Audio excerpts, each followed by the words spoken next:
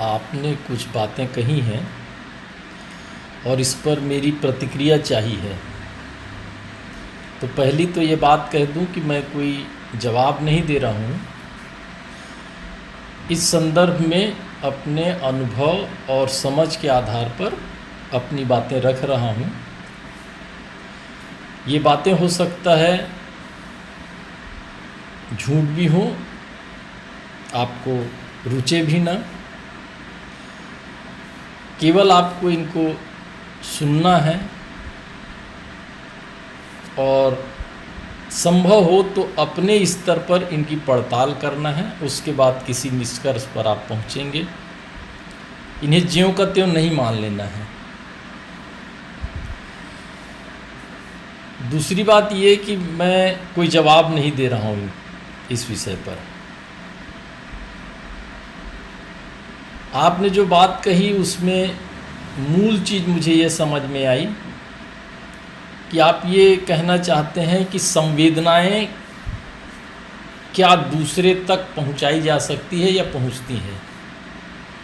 अगर मैं किसी के प्रति प्रेम अनुभव कर रहा हूं तो क्या वह प्रेम दूसरा भी उसी रूप में अनुभव करता है या कर सकता है। इस संदर्भ में एक चीज़ समझने जैसी है कि व्यक्ति का स्वरूप व्यक्ति के तौर पर है और समष्टि के तौर पर है।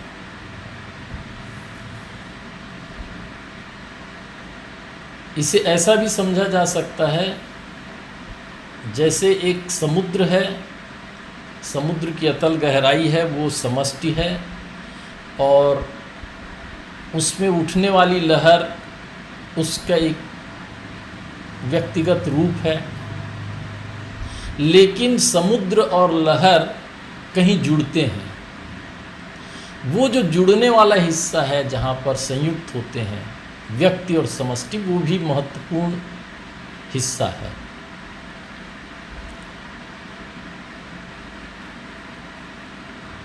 तो व्यक्ति और समष्टि के संदर्भ में अगर देखें तो समष्टि में न भाव हैं, न विचार हैं, न पदार्थ है, या कहें कि वहाँ कुछ भी नहीं है। योग की भाषा में इसे शिव तत्व कहते हैं,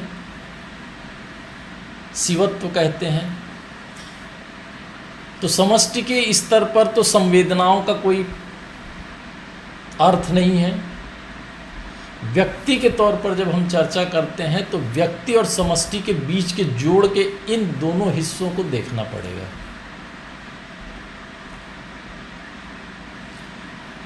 जब संवेदनाओं की बात चलती है तो ये स्पष्ट होता है कि इसका संबंध भाव शरीर से या भाव जगत से या भावनाओं से है। भावनाओं के संदर्भ में उनकी प्रकृति, उनका विकास, उनका निर्माण, उनका प्रभाव, इन सब को जानने के अलावा यहाँ पर जो मुख्य जानने लायक हिस्सा है वो ये है कि क्या भाव या संवेदनाएं, भावनाएं ये प्रसारित होते हैं, ट्रांसमिट होते हैं, तो कैसे होते हैं। घर में यदि कोई व्यक्ति क्रोधित हो, पिता अगर क्रोधित हो, माँ अगर क्रोधित हो, तो बच्चे समझ जाते हैं। क्रोध को इसलिए लिया जा रहा है क्योंकि क्रोध भी एक भाव है, प्रेम भी एक भाव है और इनके शरीर मन से संबंधित जो प्रक्रियाएं हैं वो एक जैसी हैं। दिशाएं और ऊर्जा को प्रभावित करने वाली दशाएं अलग अलग हैं। तो क्रोध को समझना अधिक आसान है। क्रोधित व्यक्ति को अगर आप देखें, उससे मिलें, तो आप तुरंत समझ जाते हैं कि ये व्यक्ति क्रोध में है। जैसा घर में अक्सर होता है, ऑफिस में कोई बॉस आता है तो सारे कर्मचारी समझ जाते हैं कि बॉस आज गुस्से में है, एक सन्नाटा होता है। उसकी बॉडी लैंग्वेज से, बॉडी लैंग्वेज नहीं तो अगर और सूक्ष्म है तो उसके हाव भाव से, उसके पास फैलने वाले ऊर्जा क्षेत्र से ही समझा जा सकता है।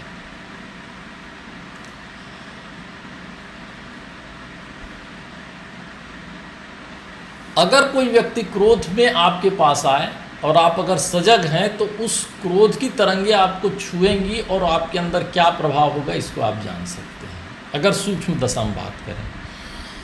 लेकिन स्थूल रूप में देखा जाए, कोई व्यक्ति क्रोध से भरा हुआ है और आपको गाली देने लगे तो आपकी प्रतिक्रिया भी वही होगी, आप भी उसी तरह प्रतिक्रिया करेंगे। अब प्रश्न उठता है कि आप किस स्तर पर प्रतिक्रिया करेंगे। अगर कोई गाली दे रहा है तो आप कितनी गाली देंगे, अगर कोई मारने पे आमादा है, कॉलर पकड़ लेता है तो आप कैसी प्रतिक्रिया करेंगे। यह उस स्थिति पर निर्भर है। आप व्यक्ति अपने भावनाओं को भी नियंत्रित करता है। अगर कोई बहुत शक्तिशाली क्रोध कर रहा है तो उसके सापेक्ष आपका क्रोध नहीं होगा, कम होगा, सहिष्णु हो जाएंगे। ये भी सोच लिया जाएगा कि अरे बड़ा आदमी है, दो बात बोल दी तो कोई बात नहीं, बॉस है डांट दिया तो कुछ नहीं होता, माता पिता क्रोध कर रहे हैं तो क्या हो गया, सह लो। इस तरह से हम भावनाओं को भी नियंत्रित करते हैं। ठीक ऐसे ही प्रेम अगर स्थूल रूप में कोई अभिव्यक्त करता है, चाहे स्त्री हो या पुरुष हो, तो उस समय भी सामने वाला उस भावनाओं के प्रति उठने वाली अपनी भावनाओं को नियंत्रित और व्यवस्थित करता है। और इस तरह से ये भावनाएं प्रभावशील होती हैं। दूसरी बात आती है इसके सूक्ष्म रूप में। इसके सूक्ष्म तल पे अगर जाया जाए, देखा जाए, तो बहुत अच्छा उदाहरण होगा पशुओं का, जो कि इन संवेदनाओं के प्रति, इन भावनाओं के एनर्जी लेवल के प्रति बहुत संवेदनशील होते हैं। आप अगर प्रसन्न चित्त हैं तो आपके घर का पालतू कुत्ता भी आपके व्यवहार को समझेगा। अगर आप क्रोधित हैं तो आपकी एनर्जी लेवल को वो समझता है, चूँकि उसमें समझने की क्षमता है, उसके अंदर संवेदना है, इतनी सूक्ष्म संवेदनाओं को समझने की क्षमता है, इसलिए वो समझ सकता है। लेकिन मनुष्य की ये क्षमताएं धीरे धीरे संवेदना के पारिस्थितिकी तंत्र के बिगड़ने के कारण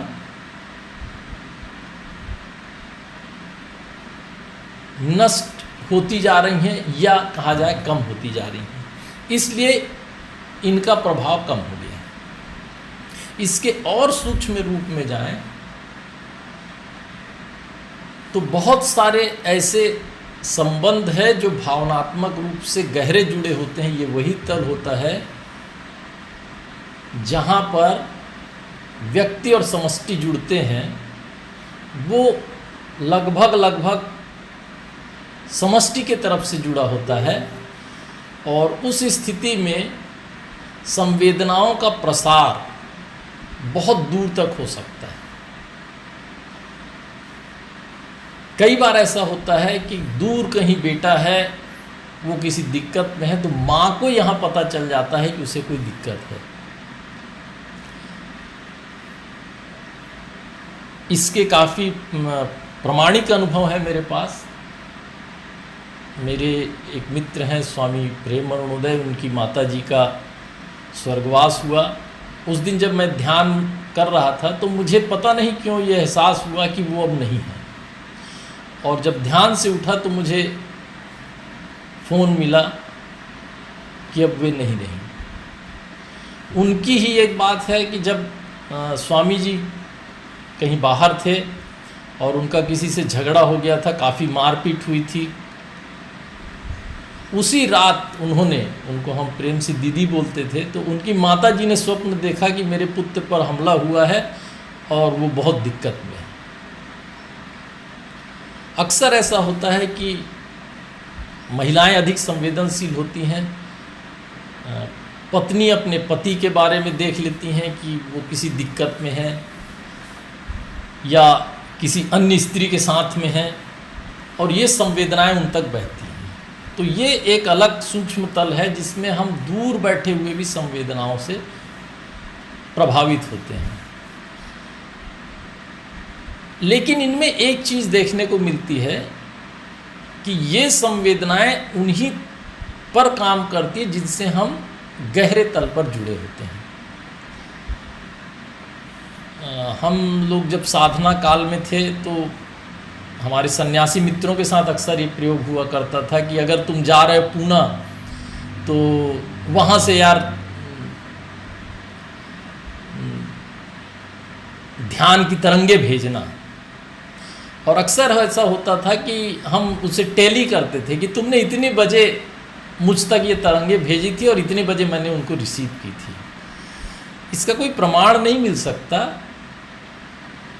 और प्रमाणित करने की ज़रूरत भी नहीं है। इस पर ज़्यादा गौर करने की भी ज़रूरत मुझे नहीं लगती, क्योंकि हो सकता है ये एक विज्ञान हो और ये भी हो सकता है कि ये कोई भ्रम हो। लेकिन इतना जरूर तय है कि ये हम जिनसे गहरे रूप से जुड़े हुए हैं उन्हीं तक काम करती है। पुराने जो बातें हैं, कई उद्धरण ऐसे मिलते हैं जिनमें राजा को पता चल जाता है, आभास होता है, अनुभूति होती है, इंट्यूशन होता है कि मेरे राज्य में कुछ विपत्ति आने वाली है, या राजपुरोहित को पता चलता है। कई बार पहले छोटे गांव थे, गांव की अपनी संवेदना होती थी, गांव की अपनी अनुभूति होती थी, तो गांव के प्रधान को या किसी गांव के पंडित को, पुरोहित को पता लग जाता था कि गांव पे कुछ विपत्ति आने वाली, या अनिष्ट होने वाला है, या ऐसा शुभ होने वाला है। जो गिफ्ट ऑफ मेजाई है, प्रभु यीशु को जो उपहार लेके पहुँचे थे, ये किन्हीं संवेदनाओं के तल पर उन्हें पता था कि प्रभु यीशु का जन्म होने वाला है। तो ये इसका एक गहरा तल है। लेकिन इसमें भी मुझे ऐसा नहीं लगता कि जिससे हम जुड़े हुए नहीं हैं उसके प्रति हम संवेदना भेज सकें या उनके प्रति संवेदनशील हो। ऐसा कोई उदाहरण नहीं दिखता कि आईसिस ने किसी की हत्या की हो और किसी को उस हत्या के बारे में काफ़ी संवेदना हुई हो या उसकी अनुभूति हुई हो सकता है मेरी जानकारी में ना हो, पर ऐसा मेरी समझ ये है कि हम जिससे गहरे रूप से जुड़े हों, जिसके विषय में सोचते हों, जिसके विषय में अधिक चिंतन करते हों, जिसका हमें काफ़ी जिससे लगाव हो, दो भाई हों, दो बहन हो, माता पिता हों, गांव से जुड़ाव हो, देश से जुड़ाव हो, तो इस तरह की चीज़ों में ये संवेदनाओं का प्रसारण, ट्रांसमिशन संभव दिखता है, होता है, ऐसा मुझे लगता है। दूसरी चीज़, और कई चीज़ों को जोड़ा गया है, शायद इस विषय में चिंतन के परिणाम स्वरूप ये हुआ है। उसमें एक चीज़ उन्होंने दी कि आदमी इस प्रेम को लेकर के इतना तड़पता क्यों है। वास्तव में शरीर, ऊर्जा और हमारे मन और भावनाएं सब जुड़ी हुई हैं, तो इनका एक दूसरे पर प्रभाव पड़ता है। तो जब आप किसी मनोभाव दशा में पहुंचते हैं तो उसका प्रभाव शरीर पर पड़ता है, और ये जितने आपकी भावना तीव्र होगी उतना तड़पना अधिक होगा, उतनी शारीरिक प्रतिक्रिया अधिक होगी और मानसिक प्रतिक्रिया होगी अधिक होगी। भावनाएं विचार से और शरीर से अधिक शक्तिशाली हैं, इसलिए भावनाओं पर अगर कोई भी प्रभाव पड़ता है तो भावनाओं का सीधा सीधा प्रभाव विचार पर पड़ेगा और विचार के साथ साथ आपके शरीर पर प्रभाव दिखाई देगा। और ये जो तड़पना है वो विचार और शरीर के तल पर भावनाओं के प्रभाव का है। तो ये स्वाभाविक प्रक्रिया है, ये ऐसा कह सकते हैं, इसका एक रिफ्लेक्शन है। ये ऐसा ही है जैसे किसी मछली को पानी से बाहर निकाल दिया जाए और वो पानी के लिए, पानी की उसकी कामना हो, इच्छा हो, तो पूरे शरीर से, मन से, पूरे कामना से वो पानी के लिए जो तड़फन होगी वो इस तरह का होगा। एक और चीज़ इन्होंने जोड़ी कि इंडियन लोगों में क्या इमोशन ज़्यादा होते हैं। तो ये शायद मेरे हिसाब से सोचना ठीक नहीं है कि इंडियन में इमोशन अधिक होते हैं या कम होते हैं। हाँ, इतना ज़रूर हो सकता है कि हमारे भारत में जिस तरह की पारिवारिक संरचना है, जिस तरह की बच्चों को जिस तरह पाला पोसा जाता है, बड़ा किया जाता है, जो सामाजिक व्यवस्था है, पारिवारिक व्यवस्था है, उसमें शायद भावनाओं के लिए बहुत ज़्यादा स्थान है, लगाव के लिए स्थान है। और चूँकि मैं स्वयं भारत के अलावा किसी देश में गया नहीं हूँ, तो वहाँ के बारे में कुछ कहना ठीक नहीं होगा। शायद वहाँ भी ऐसा भी होता होगा, लेकिन एक चीज़ स्पष्ट है कि मनुष्य को मनुष्य की तरह से देखा जाना चाहिए और उनके विचार, मन और शरीर एक ही ढंग से काम करते हैं। थोड़ी सी प्रक्रियागत, थोड़ी भिन्न चीज़ें, पर्यावरण से जुड़ी हुई चीज़ें भिन्न हो सकती हैं, तो उनका प्रभाव कम ज़्यादा होगा, लेकिन इमोशन भारत में के लोगों में भी होगा, भारत से दूसरे देशों के लोगों में भी होगा और उसी तरह होगा, ऐसा मैं सोचता हूँ। एक बात और कही कि ये क्या अकेलापन का साइड इफ़ेक्ट है, ये व्यक्ति पर निर्भर करेगा, क्योंकि ऐसा भी देखा गया है कि जिसके पास सब कुछ है, अकेला नहीं है, परिवार है, फिर भी एक प्रयास, एक खोज जारी रहती है और उसे स्वयं पता नहीं होता कि मैं क्या ढूंढ रहा हूँ, किस तलाश में हूँ। वो उसे अन्य रूपों में, अन्य जगहों पर ढूंढता है, स्थानों पर ढूंढता है। तो ये भी कहना पर्याप्त नहीं है कि क्या ये अकेलापन का साइड इफ़ेक्ट है। व्यक्तिगत तौर पे हो सकता है कि कोई अकेला हो तो उस अकेलापन को दूर करने के लिए वो एक साथी ढूंढ रहा हो, या उस जगह को, खाली जगह को भरने के लिए कोई फिलअप करने वाला सब्सटेंस खोज रहा हो, ऐसा कोई मित्र ढूंढ रहा हो जो उस खालीपन को भर दे।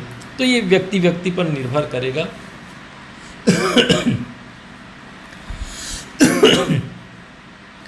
फिर आगे बात आती है वासना की कि क्या ये शारीरिक वासना मात्र है।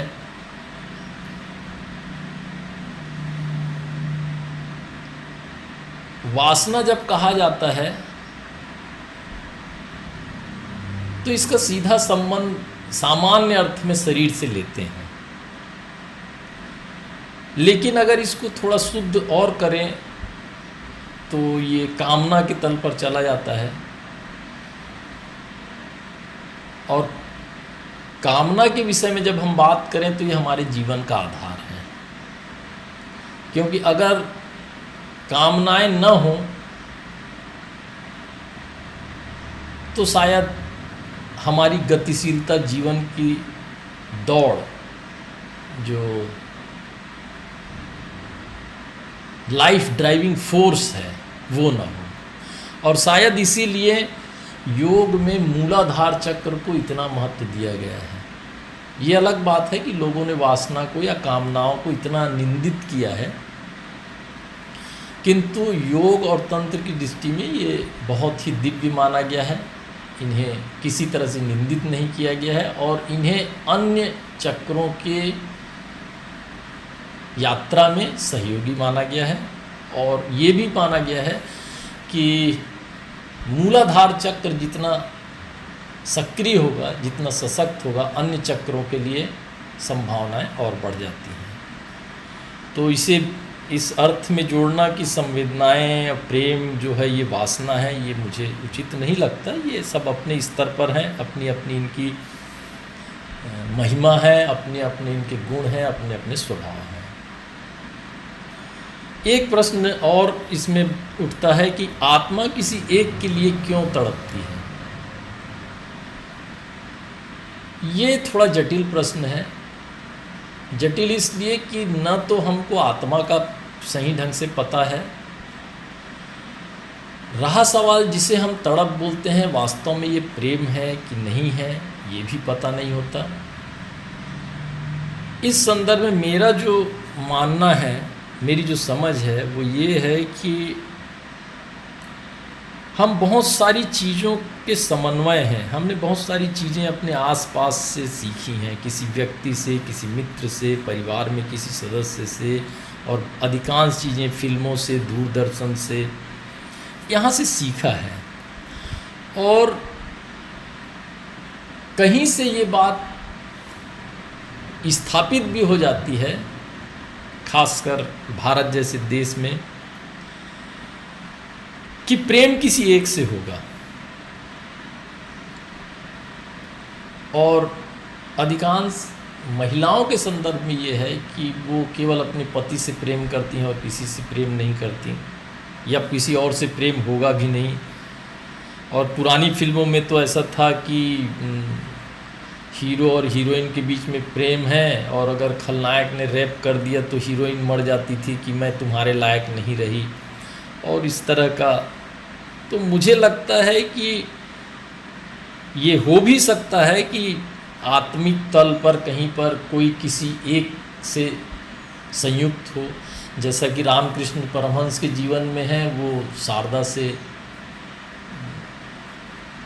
विवाह करते हैं और शारदा ही के रहे। उनको उन्होंने पत्नी के रूप में स्वीकारा और फिर बाद में परमात्मा के रूप में स्वीकारा। तो ये संभव है, ये हो सकता है। इसके बहुत सारे और भी उदाहरण मिल जाएंगे। लेकिन एक सामान्य जीवन में मैं अपने अनुभव के तल पर ये नहीं समझ पाता कि ऐसा हो, क्योंकि अगर प्रेम के विभिन्न स्वरूपों को देखा जाए, अनुभूतियों को देखा जाए, तो वही प्रेम मैं अपने पुत्र से करता हूँ, वही प्रेम की अनुभूति पत्नी के तल पर जाएगी, वही प्रेम की अनुभूति मित्रों से होगी, वही प्रेम मैं अपने विद्यार्थियों से करूँगा, वही प्रेम पड़ोसी से करूँगा। तो मेरे अंदर प्रेम की एक ही गंध होगी, वो अलग अलग जगह अलग अलग रूप में प्रकट होगी, या एक ही प्रेम की ऊर्जा अलग अलग काम करेगी, ऐसा मैं सोचता हूँ। तो मुझे नहीं लगता कि ये केवल एक जगह सीमित हो, और ख़ासकर जबकि मनुष्य का जीव वैज्ञानिक जो संरचना है, जैविक संरचना है, वो ऐसी नहीं है। मनुष्य जो है एक के जोड़े में रहने वाला प्राणी नहीं है, ऐसा मैं समझता हूँ। मनुष्य बहुत से लोगों के साथ संयुक्त होने वाला है, क्योंकि इसके पास मन है, और मन जो है वो चंचल है। मन ठहरता नहीं, मन रुकता नहीं, मन तृप्त नहीं होता, मन और की खोज करता है। मन का स्वभाव है नए की खोज, अन्य की खोज, कुछ तलाश। आज जिसके साथ है थोड़ी देर बाद ऊब जाना, ये मन का स्वभाव है। और मन होने के कारण, मनुष्य होने के कारण, ये संभावना बहुत कम दिखती है कि हम किसी एक पर हमेशा टिके रहें। हाँ, अगर कोई मन के पार चला गया है रामकृष्ण परमहंस की तरह, तो ये संभव है। और एक प्रश्न आया है कि क्या शरीर कभी तृप्त हुआ है? तो फिर वही बात आ गई कि मन का जैसे स्वभाव है वैसे ही शरीर का स्वभाव है। शरीर अपने ढंग से काम करता है। शरीर एक पुनरुक्ति चाहता है, रिपीटिशन चाहता है। शरीर बदलाव पसंद नहीं करता। शरीर को जो भोजन मिलता है वो मिलता रहे, पोषण मिलता रहे, वो चलता रहेगा और वही स्वस्थ रहेगा। शरीर को जितना ज़्यादा बदलाव करना पड़ता है उतनी वो दिक्कत में आता है। इसीलिए पशु उतने अस्वस्थ नहीं है जितने मनुष्य अस्वस्थ है। मनुष्य शरीर को भी मन के हिसाब से चलाना चाहता है, इस कारण इसमें बदलाव करता है। कभी वो 10 बजे सोता है, कभी वो 9 बजे सोता है, कभी 2 बजे तक जागता है, कभी वो अधिक मिर्च खाता है, कभी अधिक मीठा खाता है। तो इस बदलाव को शरीर को झेलने में बहुत दिक्कत होती है, और उस बदलाव के कारण शरीर परेशान हो जाता है। जबकि पशुओं में इतना बदलाव नहीं है, वो रोज़ घास खा रहे हैं, घास ही खाते रहते हैं और स्वस्थ रहते हैं। तो शरीर के तृप्त होने का एक और कारण हो सकता है कि इसमें बहुत सारे चेंजेस हार्मोन्स के आते हैं। जब हार्मोन्स डेवलप हैं, विकसित हैं, तो आपके अंदर अनेक चीज़ें आएंगी, शारीरिक परिवर्तन होंगे, शरीर के साथ मन में परिवर्तन होंगे। और जब वो हार्मोन लेवल डाउन हो गया, नीचे चला गया, तो फिर वो बदलाव आएंगे। तो शरीर अपने ढंग से काम करेगा और इसका तृप्त होना उतना महत्वपूर्ण नहीं है जितना मन का तृप्त होना है। और मन का स्वभाव, मन का भी तृप्त होना ऐसा है कि मन तृप्त होना जानता ही नहीं मन। तो मन के अगर पार चले गए या मन को समझ गए तो फिर ये सारे प्रश्न अपने आप खत्म हो जाएंगे, ऐसा मैं सोचता हूँ। इन सभी के संबंध में कुछ बातें मैंने कही, लेकिन कुछ बातें और जोड़ देना चाहता हूँ। वास्तव में होना ये चाहिए कि आप किसी से पूछें कि क्या ऐसा है, ये है, वो है। बेहतर हो कि आप स्वयं अनुसंधान करें, क्योंकि जैसे ही आप किसी से पूछते हैं तो आपने पूछने वाले को एक अथॉरिटी दे दी, और पूछने वाला अथॉरिटी के तौर पर आपसे कुछ कहने लगेगा। वो सोचेगा कि मैं सब कुछ जानता हूँ, मैं बता, और यहीं से एक पाखंड शुरू होता है, अपने आप को सुपर समझने का, या आपने उसे श्रेष्ठ समझने का मौका दिया, गुरु बनने का मौका दिया। तो वो फिर आपको शिष्य बनाकर शोषण करना शुरू करेगा।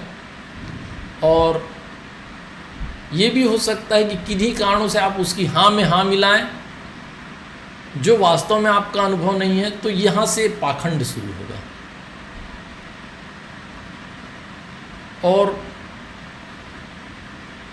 इस पाखंड से, इस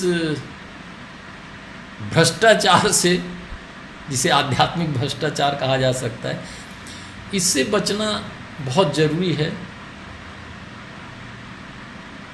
और इससे बचने का एक ही विकल्प है कि अपने भीतर खोजा जाए, कुछ खोजा जाए, और किसी की बात को ना माना जाए। उसे जब तक पड़ताल ना कर लें, आप अपने तल पर इसे देखें, बहुत सारी चीज़ें मिलेंगी जो मुझसे भिन्न हो, जो मैंने कही उससे अलग हो। बहुत सारी चीज़ों का और स्पष्टीकरण करने की ज़रूरत पड़ेगी। हो सकता है अगले स्टेप में ये पूछें कि ये इतनी बातें कही गई, तो इनको अनुभव करने का क्या उपाय हो सकता है, रास्ता क्या है। तो फिर रास्ता बताने वाले मिल जाएंगे कि ध्यान है, योग है, तंत्र है, प्रेम है, भक्ति है।